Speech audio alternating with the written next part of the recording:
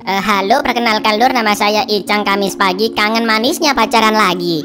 Saya terpaksa mengalur film ini karena faktor kebutuhan rumah tangga seperti biasa ya. Dan juga ini salah satu film perjuangan paling epik banget yang pernah aku lihat, Lur. Bergenre drama sejarah, film ini berjudul Sardar Udham tahun 2021. Bercerita tentang seorang pria asal India bernama Udham Singh yang membunuh pejabat Inggris pada tahun 1940 karena dia adalah otak dari insiden pembantaian yang paling kelam dalam sejarah India. Bagaimanakah kecerdasan perjuangan dan betapa mengerikannya film ini? Langsung aja kita gaskan tebak-tebakan dulu dong dari dulurku Bimo Piki Pix ya, bukan dong Bimo Libert, oke? Artis-artis siapa yang kebanyakan mikir? Ayo, jawabannya Ayu Thinking ya, Thinking. Monggo sekajaken. Ketika negara India masih dalam jajahan Inggris, pada tanggal 13 April tahun 1919 telah terjadi pembantaian ribuan orang-orang sipil yang sedang berdemo dengan damai di alun-alun Jallianwala Bagh, kota Amritsar, India. Ribuan nyawa melayang ditembak tanpa perlawanan sama sekali oleh para tentara Inggris yang dipimpin oleh Reginald Dyer atas perintah sang gubernur India waktu itu yang juga orang Inggris bernama Michael O'Dwyer. Dan inilah Sardar Udham.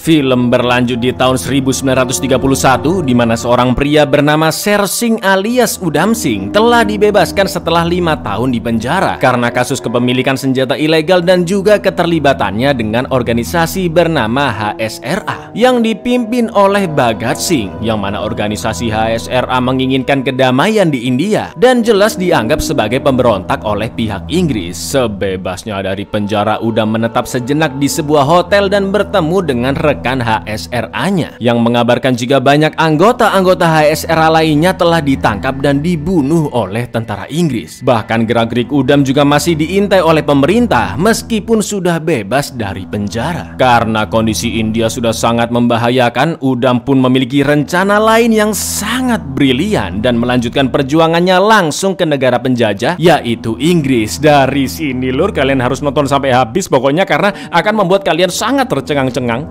Setelah mendapatkan paspor dengan nama Ude Singh, Udham mampir sebentar ke rumah sepupu perempuannya, lalu OTW ke London dengan jalan kaki Lur, segitu jauhnya, dan lanjut naik kapal laut yang total memakan waktu perjalanan hingga 3 tahun lamanya, dan baru sampai di London pada tahun 1934.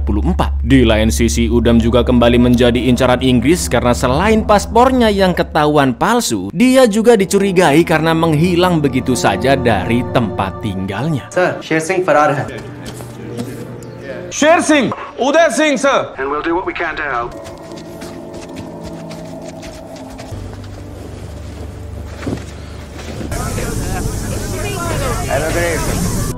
Sesampainya di London, Udham sempat mampir ke makam Reginald Dyer yang ternyata sudah meninggal, Lur. Setelah itu dia langsung menemui komunitas orang-orang India, tapi sayangnya niat Udham untuk mencari dukungan revolusi India tidak begitu diterima. Karena menurut mereka orang-orang India di Inggris sudah cukup nyaman dengan kondisi di sana. Mereka pun memberikan beberapa kontak-kontak penting yang bisa dihubungi Udham di Inggris dan juga menyarankan agar tetap menjalani pekerjaan sambil berbaur dengan orang-orang Inggris seperti biasa, sambil menunggu waktu yang tepat untuk menjalankan misinya yang masih dia rahasiakan dari semua orang. अपने drawing room में कंफर्टेबल होकर बैठे हैं, कैसे जगाओगे उन्हें? कुछ कॉन्टैक्ट्स हैं, काम आएंगे. कुछ नया काम भी कर लो. अच्छा मैं बोलूं तो lie low for some time.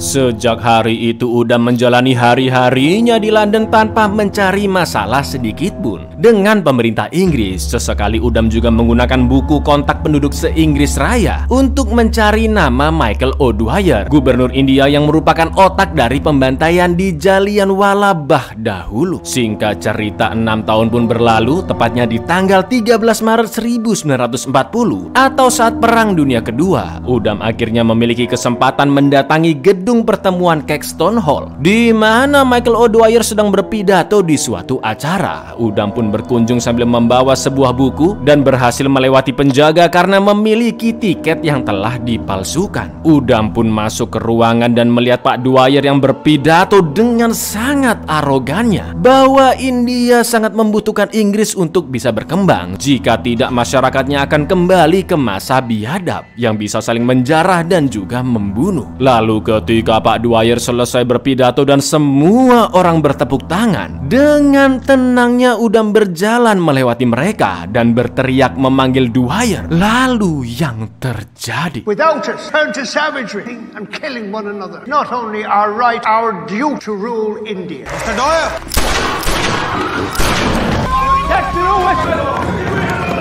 It is all over. हजारों को मारा इसने. Dengan 6 kali tembakan, Udam berhasil membunuh Dwyer dan melukai beberapa pejabat lain di sana. Polisi pun langsung memenuhi gedung dan meringkus Udam yang pasrah tanpa perlawanan. Wah, rame lur. Kejadian ini pun langsung diberitakan kemana-mana. Apalagi saat itu Jerman akan memulai perang dengan kerajaan Inggris.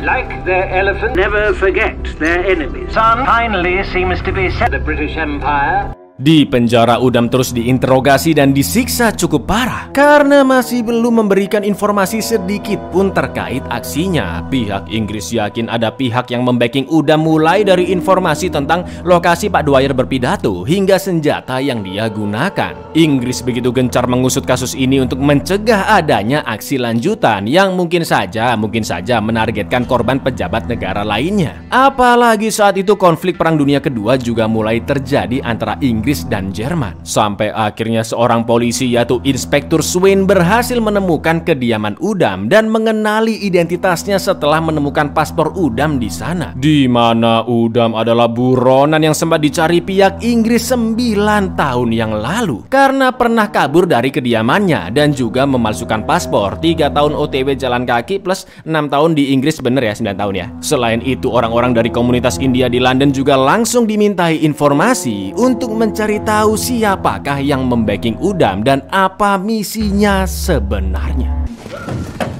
Who are your associates?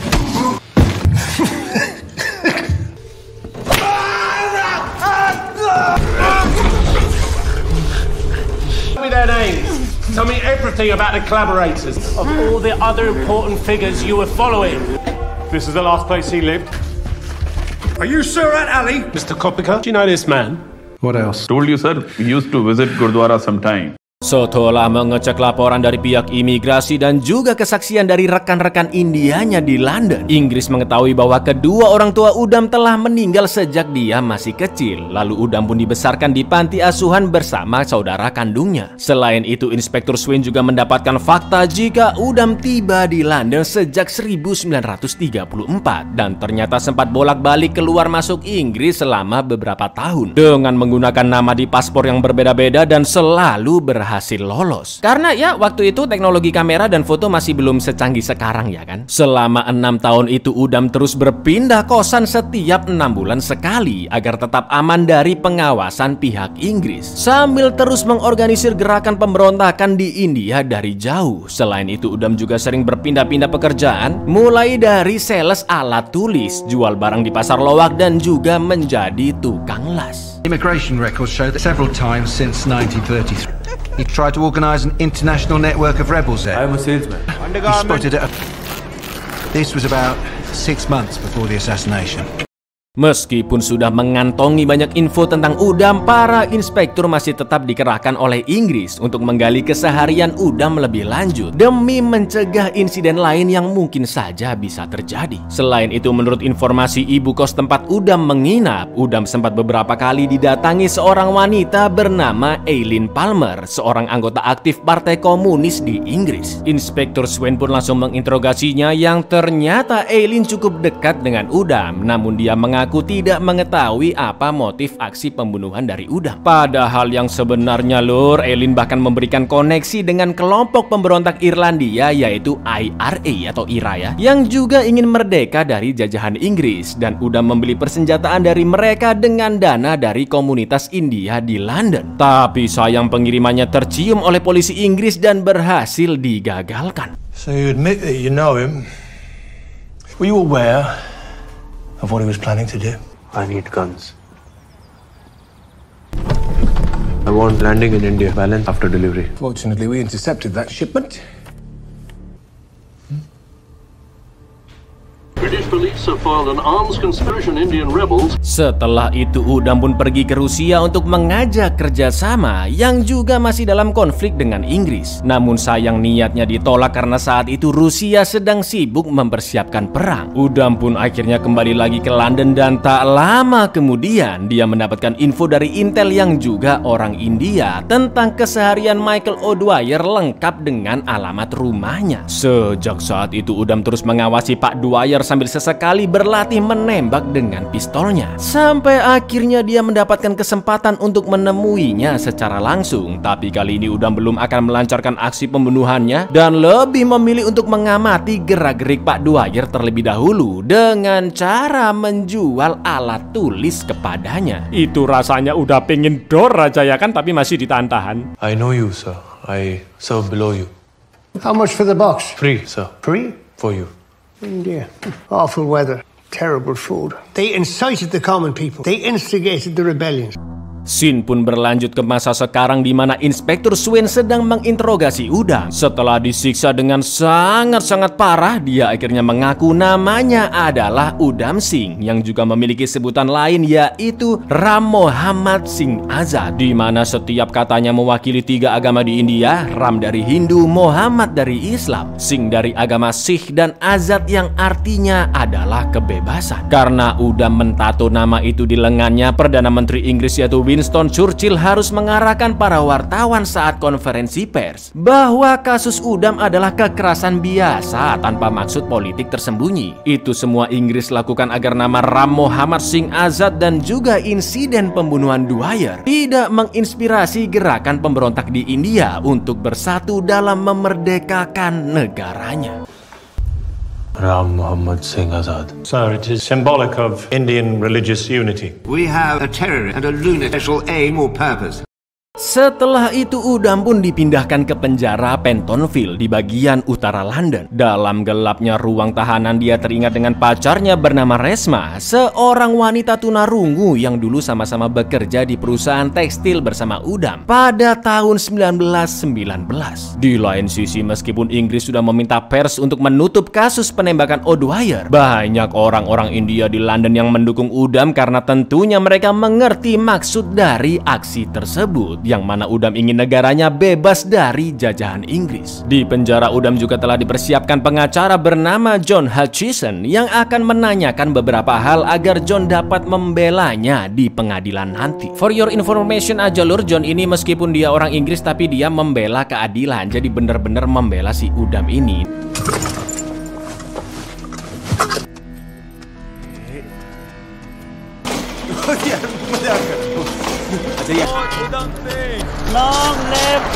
Good morning. My name's John Hutchison. You will have to cooperate if you want me to present you. John pun menanyakan bagaimana awal mula Udam merencanakan pembunuhan Dwyer, dan film pun flashback ketika Udam meminta pekerjaan kepada Dwyer yang langsung menerimanya sebagai asisten rumah tangga. Karena saat itu Dwyer sudah mengenal Udam setelah membeli alat tulisnya. Lagi pula Udam juga bisa berbagai macam skill karena pekerjaannya selama ini. Udam pun menemani Dwyer selama beberapa bulan, mulai dari menyemir sepatunya, pergi latihan menembak di hutan, memasakkan indomie dan membersihkan senjatanya. Udah kayak asisten pribadi gitulah lur. Sampai akhirnya pada suatu malam mereka berbincang tentang pembantaian Jallianwala, di mana Dwyer tanpa rasa menyesal sama sekali menganggap insiden itu pantas dilakukan untuk mencegah gerakan pemberontakan. Padahal banyak orang-orang sipil yang tewas begitu saja tanpa perlawanan, termasuk wanita dan anak-anak kecil. Loh, mendengar mendengar itu Udam yang sudah megang pistol udah pengen nembak aja orang brengsek satu ini ya kan. Namun Udam menahan amarahnya karena jika dia membunuh Dwyer saat itu juga, insiden itu tidak akan dilihat banyak orang sebagai aksi protes, melainkan hanya dianggap sebatas kasus pembunuhan biasa kepada majikan, yang mana malah akan menodai reputasi pekerja India di Inggris. They deserved it. They're ungrateful. Fear was the key, and fear worked. People afraid, people to hospital. Nonsense. Nonsense. There were women, children, wounded. Karena khawatir tidak bisa menahan amarahnya lebih lama lagi, Udam pun resign dari rumah Pak Dwyer dan sempat bekerja sebagai tukang las. Di sana dia sempat meminta semua pekerja India berhenti bekerja karena atasannya bukan hanya menyuruh tapi juga memaki pekerja di sana seperti budak yang tidak dihargai. Cekcok pun terjadi dan Udam langsung dipecat dari pekerjaannya. Setelah itu Udam berencana membuat kerusuhan di London. Mumpung saat itu Inggris sedang sibuk memulai peperangan dengan Jerman. Namun niat Udam ditolak oleh komunitas India di sana karena menurut mereka lebih baik membuat perlawanan di India secara langsung daripada di Inggris. Udam mengatakan bahwa selama ini dia berjuang di London karena perlawanan yang dilakukan di India pasti akan langsung diserang balik oleh pihak Inggris. Seperti gerakan pemberontakan Udam yaitu HSRA yang anggota-anggotanya sudah habis diburu oleh Inggris, termasuk pemimpinnya Bhagat yang tewas digantung. डरे हुए हिटलर से प्लान करना है एक्शन तो अभी इसी वक्त करना है। पर अगर अब कुछ नहीं किया ना तो अगले 100 साल तक इन अंग्रेजों के नीचे रहेंगे हम। पहले नहीं किया था ट्राई, नहीं हुआ, fail. Sampailah pada suatu siang Udam melihat poster acara pertemuan di Caxton Hall, di mana Michael O'Dwyer akan memberikan pidatonya di sana. Setelah membeli sebuah pistol sebelum hari H acara pertemuan, Udam sempat masuk ke Caxton Hall dengan mengaku sebagai staf bersih-bersih di sana untuk mengetahui ruangan tempat Pak Dwyer berpidato nanti. Lalu Udam pun mempersiapkan seonggok buku tebal yang dibolongi halaman tengahnya untuk menyimpan pistol. Dan keesokan harinya tepat di tanggal 13 Maret 1940 sampailah kita di scene awal film tadi lur, yang mana Udam Singh datang ke Caxton Hall untuk membunuh Michael O'Dwyer. Luar biasa. Turn to savagery. It's the white man's burden. 21 साल इंतजार किया मैंने। Pada 4 Juni 1940, Udam menjalani persidangannya di Old Bailey di London yang didatangi oleh banyak orang pers termasuk anggota-anggota komunitas India. Ketika persidangan dimulai, Udam menyebut namanya dengan sangat lantang yaitu Ram Mohammad Singh Azad. Juga bersikap sangat acuh dan menentang di persidangan. Dia tidak takut akan kematian karena yang bersalah adalah Dwyer sebagai otak pembantaian di Jallianwala Bagh dan seluruh orang Inggris beserta kebijakannya. Sambil ditunjuk-tunjuk gitu lur, hakim, jaksa penuntutnya semuanya lah ditunjuk. Dengan berteriak Udam mengatakan bahwa aksinya ini adalah protes keras terhadap penjajahan Inggris yang harus segera angkat kaki dari India, karena selama bertahun-tahun lamanya Inggris bukan hanya telah melakukan pembantaian tapi juga memecah belah dan merampas seluruh harga diri masyarakat India. Persidangan pun berjalan sangat kisruh dan tidak lama kemudian hakim meminta pers tidak melaporkan pernyataan apapun dari semua perkataan terdakwa dan langsung memberikan keputusan bahwa Udam akan dihukum gantung. नाम मोहम्मद सिंह आजाद, यही असली नाम है. This is my real name. I was fighting for freedom. Fighting for freedom is no crime. You Britishers have plundered us. That's enough. Shot 3 people, former public servants. It is time for you to leave my country. Is enough. Would be hanged till death. British imperialism. Accused, represented by Mr. St. John Hutchinson, KC. Scene pun kembali mundur ketika Udam masih berada di penjara Pentonville sebelum persidangan. Udam melakukan aksi mogok makan selama 42 hari sampai akhirnya dia diberi makan secara paksa menggunakan selang. Lalu beberapa hari setelahnya Udam pun dikunjungi oleh Inspektur Swin yang merasa yakin jika Udam bukanlah seorang pembunuh. Karena sebelumnya Udam tidak pernah membunuh siapapun dan pastinya ada suatu hal yang men-trigger atau memicu Udam dalam melakukan aksi protesnya hingga pergi jauh-jauh dari India ke London bertahun-tahun untuk membunuh O'Dwyer. Udam pun menceritakan kisahnya pada tahun 1919 di Amritsar, di mana saat itu sering terjadi aksi demo besar-besaran oleh masyarakat yang menolak Undang-Undang Rowlatt. Undang-undang itu bisa memberikan kekuasaan penuh kepada pemerintah untuk menindak dan mengeksekusi seseorang tanpa melalui pengadilan, yang pastinya itu dianggap sebagai bentuk penindasan oleh Inggris terhadap masyarakat India. Saat itu Michael O'Dwyer yang menjabat sebagai gubernur pun memerintahkan Jenderal Reginald Dyer untuk menyebarkan rasa takut ke para pendemo yang akan berkumpul esok hari di Jallianwala agar aksi pemberontakan benar-benar bisa dihentikan. A deterrent of punishment, practical value. Revolution, dangerous game. We cannot afford another mutiny. Sementara itu malam harinya Udam bertemu pacarnya Resma, tapi karena pemerintah Inggris membuat peraturan jam malam dan siapapun akan ditembak jika masih di luar rumah, Udam pun buru-buru pulang dari sana. Tapi sebelum itu Resma mengingatkannya untuk ikut demo esok hari di Jallianwala. Namun Udam menolak karena dia ingin istirahat selagi libur kerja. Curfew लग गया, मैं जा रहा हूँ। Keesokan paginya, tepatnya di tanggal 13 April 1919, ribuan orang termasuk wanita dan anak kecil berada di alun-alun Jallianwala untuk berdemo menolak Undang-Undang Rowlatt yang juga bertepatan dengan perayaan Waisak. Semua orang mendengarkan orasi yang terus menolak kebijakan pemerintah sampai akhirnya Reginald Dyer datang bersama ratusan prajuritnya yang juga menutupi pintu keluar dari alun-alun. Mereka semua pun mulai mengokang senapan dan mengarahkannya ke ribuan massa pendemo di sana. Seketika alun-alun pun mendadak sunyi. Para pendemo mulai berdiri ketakutan dan akhirnya Reginald Dyer memerintahkan seluruh pasukannya untuk menembak tanpa memberi peringatan sedikit pun. Emang piat. Should we issue a warning, sir? They've had their warning. Fire!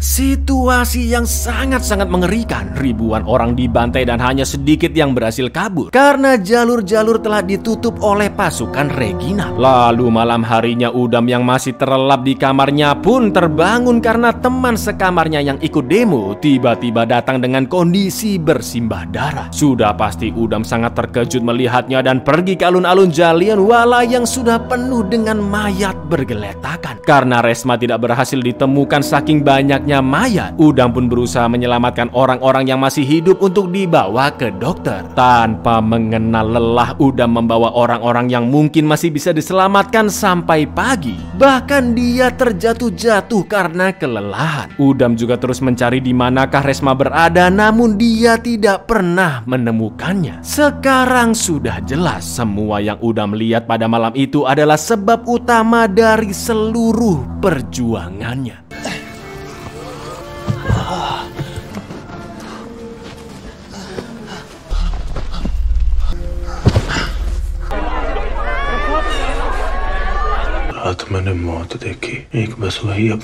Inspektur Swain pun hanya bisa terdiam mendengar cerita Udam. Sebelum Swain pergi, Udam pun memintanya untuk membuat seluruh dunia mengetahui aksi protesnya membunuh Michael O'Dwyer agar perjuangan masyarakat India dapat kembali berkobar. Tell people I was a revolutionary. Pada 31 Juli 1940, Udam Singh atau Ram Mohammad Singh Azad akhirnya dieksekusi gantung di penjara Pentonville. Beliau memegang secarik foto bergambar Bhagat Singh, seorang revolusioner India yang memimpin HSRA dan juga dianggap sebagai simbol pemberontakan warga India.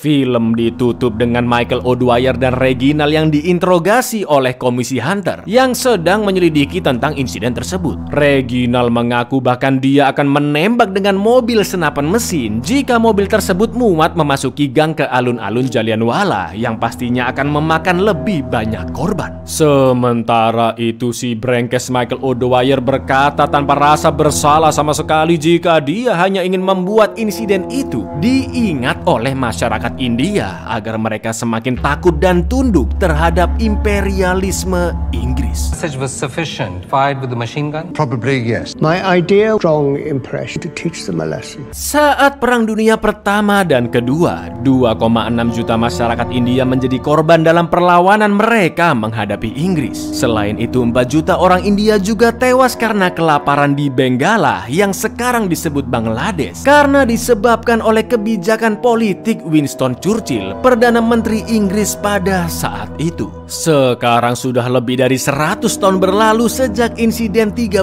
April 1919, tapi sampai detik ini masyarakat Inggris belum menyatakan permintaan maaf secara resmi kepada India atas pembantaian Jallianwala Bagh di Amritsar. Abu kremasi dari Udham Singh juga sudah dikembalikan ke India pada tahun 1974 dan beberapa dokumen-dokumen milik beliau masih terus dirahasiakan. Menurut kesaksian penduduk setempat, atmosfer dari tragedi tersebut masih terasa di jalanan Amritsar hingga saat ini.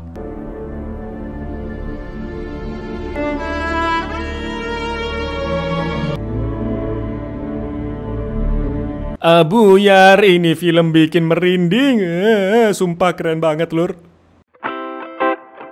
Film ini dibuat hampir 100% mirip dengan sejarah yang sebenarnya terjadi, lur. Mulai dari tempat-tempatnya, tanggal-tanggalnya, detail-detail kecil seperti buku yang dibolongi untuk menyembunyikan pistol, bahkan sampai dialog-dialog pentingnya. Beneran bisa ente googling lah di artikel-artikel tentang Udham Singh dan pembantaian Jallianwala Bagh. Speechless aku nontonnya, lur. Terutama pas kejadian pembantaian yang luar biasa sadis, padahal mereka itu orang sipil nggak bersalah. Demo aja kok dibunuh. Sayangnya film ini ditolak masuk nominasi film asing di Academy Award karena dianggap mengandung kebencian yang sangat-sangat besar kepada negara Inggris. Namun di lain sisi, film ini telah mengantongi banyak penghargaan di Film Fair Award India, yang salah satunya adalah kategori Best Film Critics. Kita sekarang santai aja makan Indomie di warkop, lur. Dulu pas penjajahan, wah, warkop siap sedia bambu runcing kayaknya. Ya wes gitu dulu, lur. Aku Icang undur diri, matur nuwun dan seno untuk menyerah dalam kebenaran. Bahasa yes untuk subscribe di bawah ini. Assalamualaikum, lur. Ayo berjuang yuk.